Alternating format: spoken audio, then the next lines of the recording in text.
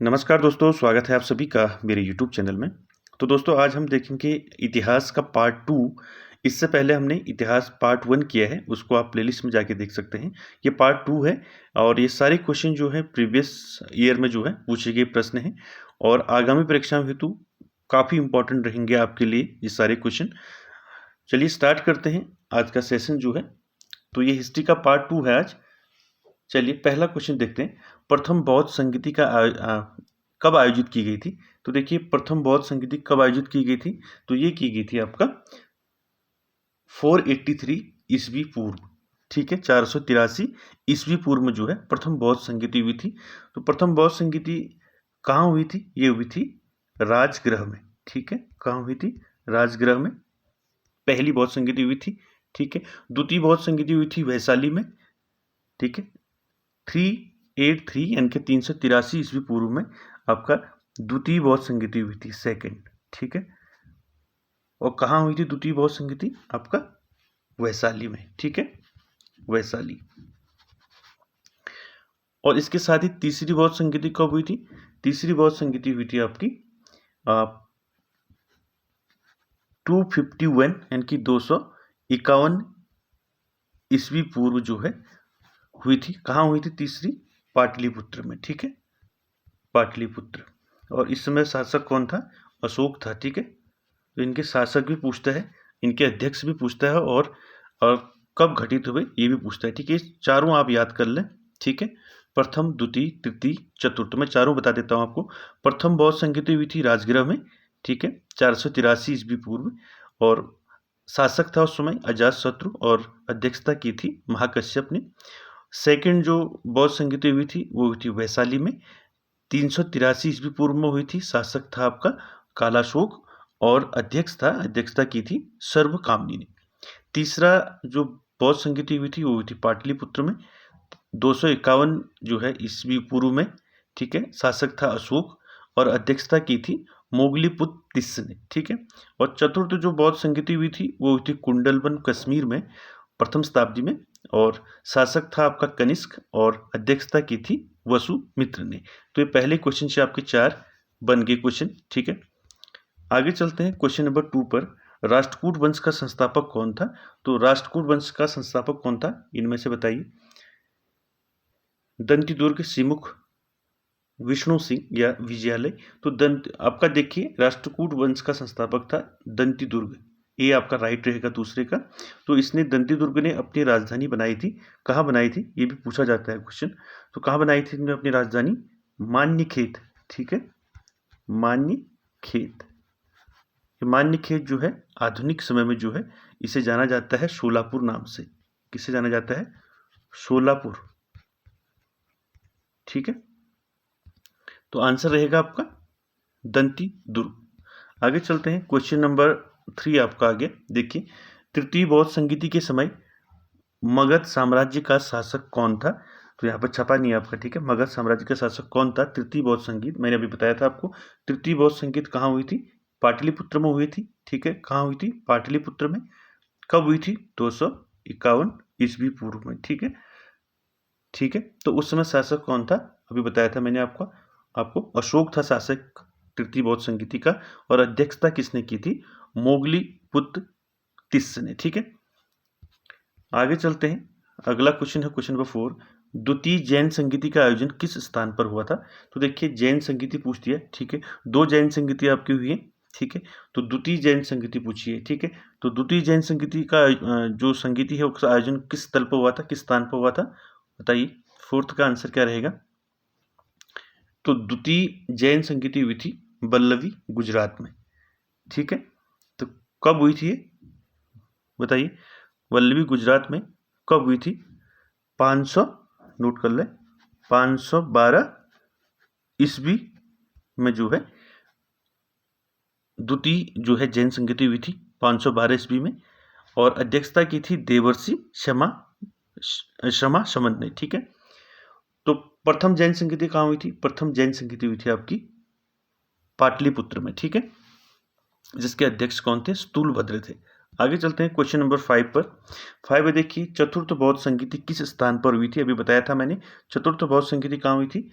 आपका कुंडलवन में हुई थी, कुंडलवन कश्मीर, ठीक है, या कुंडलवन पूछा जा सकता है या कश्मीर पूछा जा सकता है, ठीक है, तो आप कुंडलवन कश्मीर करके याद रखें। तो चतुर्थ बौद्ध संगीति जो है कुंडलवन कश्मीर में हुई थी, ठीक है, और इसकी अध्यक्षता किसने की थी पूछा जाता है, तो वसुमित्र ने की थी इसकी अध्यक्षता, और शासक कौन था इस समय चतुर्थ बौद्ध संगीति के समय? कनिष्क था, ठीक है, कनिष्क।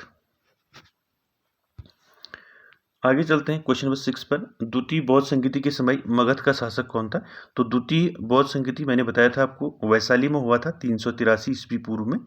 तो उसमें मगध का शासक कौन था बताइए? मगध का शासक कौन था उसमें? काला सूक, ठीक है। आगे चलते हैं क्वेश्चन नंबर 7 पर। 7 क्या है देखिए, एलोरा की गुफा किस राज्य में स्थित है? आप सभी जानते हैं एलोरा की गुफा कहाँ है? महाराष्ट्र में है, सी आपका राइट रहेगा। क्वेश्चन नंबर 8 देखिए, सिंधु घाटी सभ्यता कैसी सभ्यता है? तो सिंधु घाटी सभ्यता क्या है? कांस्य युगीन सभ्यता है, ठीक है, कांस्य युगीन सभ्यता है सिंधु घाटी सभ्यता। 9 देखिए, सूफी संत जो है सलीम चिश्ती की दरगाह कहाँ स्थित है? तो 9 का आंसर बताइए। तो 9 का आंसर क्या रहेगा? फतेहपुर सीकरी में है सलीम चिश्ती की दरगाह। अगला क्वेश्चन देखिए क्या है, चतुर्थ बौद्ध संगीति पूछिए, ठीक है। चतुर्थ बौद्ध संगीति के समय शासक कौन था? अभी बताया था मैंने। चतुर्थ बौद्ध संगीति कहाँ हुई थी? चतुर्थ बौद्ध संगीति ये हुई थी कुंडलवन में, ठीक है, कुंडलवन कश्मीर में हुई थी, ठीक है। उसमें शासक कौन था चतुर्थ बौद्ध संगीति में? कनिष्क था, ठीक है, सी आपका राइट रहेगा इसका। क्वेश्चन नंबर 11 देखेंगे, ठीक है, क्या है देखिए, मोहम्मद गौरी ने पृथ्वीराज चौहान को किस वर्ष पराजित किया था? तो मोहम्मद गौरी ने पृथ्वीराज चौहान को जो है 1192 में पराजित किया था, ए वाला राइट रहेगा आपका। क्वेश्चन नंबर 12 देखिए क्या है, कामसूत्र के रचनाकार कौन है? तो कामसूत्र के रचनाकार कौन है बताइए? आंसर क्या रहेगा 12 का? कामसूत्र के रचनाकार है वात्स्यायन, ठीक है, सी आपका राइट रहेगा। उसके बाद देखिए क्वेश्चन नंबर 13 क्या है, राज तरंगिणी पुस्तक के लेखक कौन थे? तो राज तरंगिणी काफी फेमस बुक है, कई बार परीक्षाओं में पूछी जाती है। तो राज तरंगिणी पुस्तक के लेखक कौन है बताइए? 13 का आंसर क्या रहेगा? कल्हड़, ठीक है, ए राइट रहेगा 13 का। क्वेश्चन नंबर 14 देखेंगे, देखिए क्या है, सत्यार्थ प्रकाश नामक प्रसिद्ध पुस्तक के रचनाकार कौन है? तो देखिए सत्यार्थ प्रकाश नामक प्रसिद्ध पुस्तक है, इसके रचनाकार कौन है बताना है। 14 का आंसर क्या रहेगा? दयानंद सरस्वती ने लिखा है सत्यार्थ प्रकाश। 15 देखिए क्या है, अमीर खुसरो किसके दरबारी कवि थे? तो अमीर खुसरो किसके दरबारी कवि थे? अलाउद्दीन खिलजी के दरबारी कवि थे अमीर खुसरो। 16 देखिए, गौतम बुद्ध का जन्म कब हुआ था? तो देखिए 16 का आंसर क्या रहेगा आपका? गौतम बुद्ध का जन्म हुआ था 563 ईस्वी पूर्व, ठीक है, बी वाला राइट रहेगा 16 का। 17 देखिए, शक संवत की शुरुआत कब हुई थी? तो बताइए शक संवत की शुरुआत कब हुई थी? 17 का आंसर क्या रहेगा? तो शक संवत की शुरुआत हुई थी 78 ईस्वी में, बी आपका राइट रहेगा 17 का। दोस्तों ये सारे क्वेश्चन जो है प्रीवियस एग्जाम में पूछे हुए प्रश्न हैं। आगे चलते हैं 18 पर।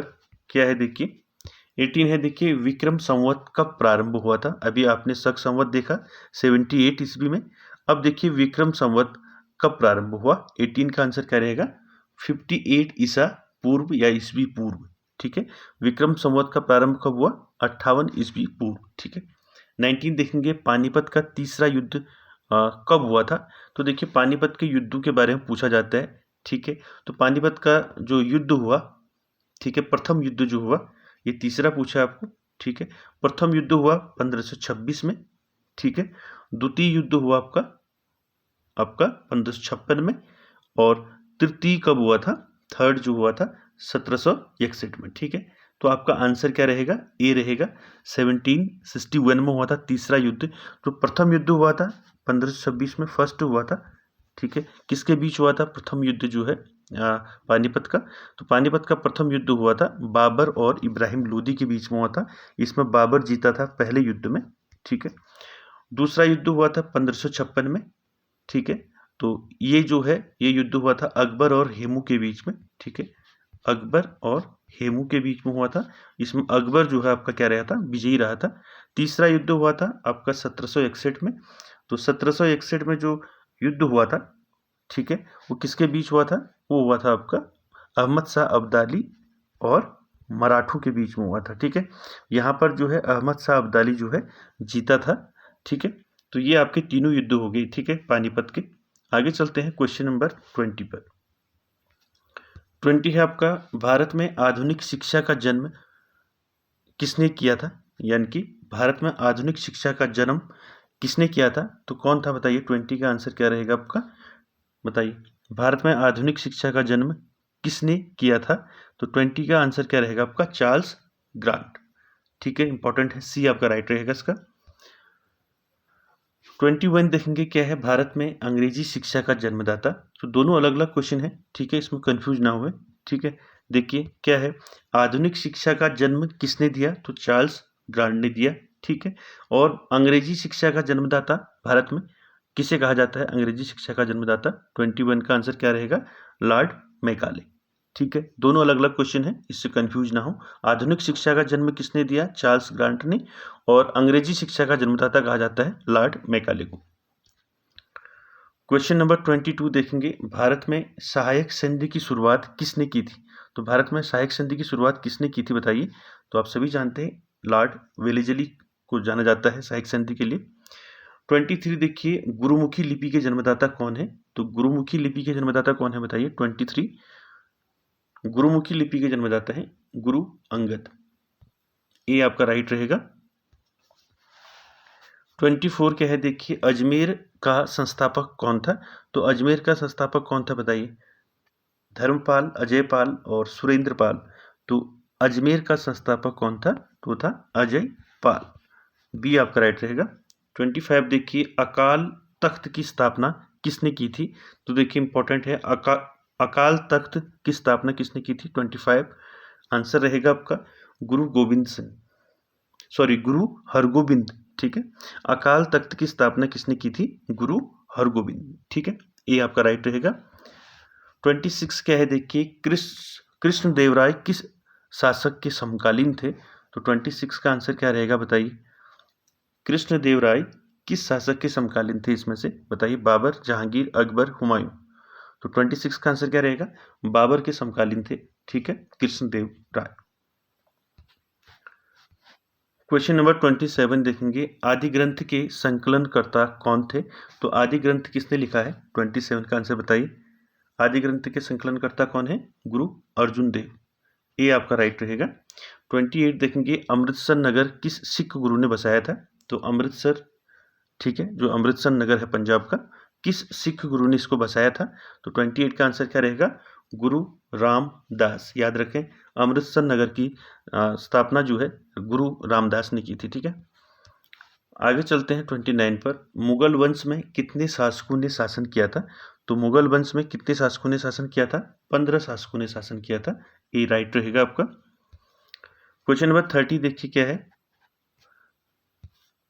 30 है आपका, औरंगजेब का उत्तराधिकारी कौन बना, तो औरंगजेब का उत्तराधिकारी कौन बना बताइए। इन चारों में मोहम्मद शाह, आराम शाह, बहादुर जफर द्वितीय या दारा शिकोह। तो 30 का आंसर रहेगा आपका बहादुर शाह जफर द्वितीय जो है उत्तराधिकारी बना औरंगजेब के बाद। उसके बाद देखिए 31, स्वर्ण मंदिर जो है किस सिख गुरु ने बनाया था। देखिए स्वर्ण मंदिर है जो, उसको किस सिख गुरु ने बनाया था। 31, तो आप सभी जानते हैं गुरु अर्जुन देव ने बनाया था स्वर्ण मंदिर। 32 देखिए, गोपथ किस वेद का ब्राह्मण ग्रंथ है। 32 बताइए, जो गोपथ है वो किस वेद का ब्राह्मण ग्रंथ है, ये अथर्व वेद का जो है ब्राह्मण ग्रंथ है गोपथ। ठीक है, याद रखें। 33 देखेंगे आपका, 33 क्या है, गुप्त काल की राजकीय भाषा कौन सी थी इनमें से बताइए। संस्कृत, पाली, फारसी, प्राकृत। तो देखिए गुप्त काल की राजकीय भाषा कौन सी थी, वो थी संस्कृत। ये आपका राइट रहेगा 33 का। 34 देखिए क्या है, स्वराज्य हमारा जन्मसिद्ध अधिकार है, यह नारा किसने दिया था, तो यह नारा आप जानते हैं सभी, बाल गंगाधर तिलक ने दिया था। सी आपका राइट रहेगा 34 का। तो दोस्तों ये थे आपके 34 क्वेश्चन पार्ट 2 से हिस्ट्री के। ये सारे क्वेश्चन जो है प्रीवियस एग्जाम में पूछे हुए प्रश्न हैं और आगामी एग्जाम के लिए, आगामी परीक्षाओं के लिए आप सभी के लिए काफ़ी इम्पोर्टेंट रहेंगे। और वीडियो अच्छी लगे तो like, share, comments, subscribe, share ज़रूर करें। Thank you very much.